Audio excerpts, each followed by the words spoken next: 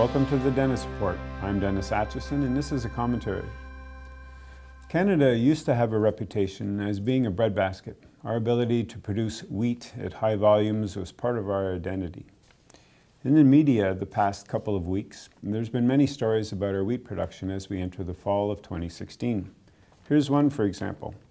Rain curbs quality of bumper wheat crop. This is the Globe and Mail on Wednesday, August 24th. Head paragraph is, Canada's wheat production will rise more than expected this year, adding to a global glut of grain, while canola output will probably decrease, according to a government report. So you would think in a world that's struggling with food and famine, that would be a good thing for Canada to have high production of wheat. Here's another quote from that story. We've got oodles and oodles of wheat in North America, said Ken Ball, a senior commodity futures advisor at PI Financial. The big issue in wheat is going to be the quality. So it sounds like it's good news, but the story carries on.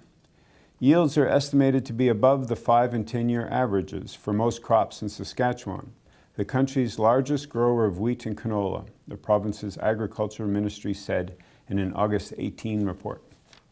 So far so good.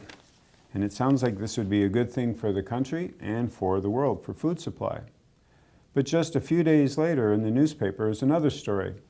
Wheat plummets on supply glut. Key sentence at the beginning of the story is, wheat futures traded in Chicago dropped to their lowest prices in nearly a decade on Friday, pressured by ample supplies. And suddenly something doesn't seem to make sense. Wheat was on track for its biggest weekly decline in 2 years. So how is it that something that's so key to our food supply, on one hand can be a good thing because there's so much of it, and then on another hand, it's a bad thing because there's so much of it? And then there's this wrinkle to the whole story. Toxin may raise durum wheat prices despite huge North American crop.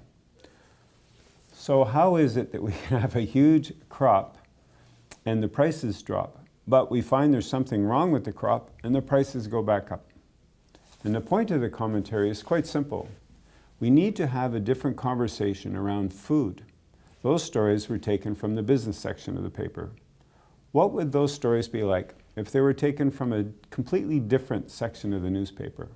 A place where there was a conversation and a narrative that talked about the distribution of food, the production of food, so that everyone has enough food to eat.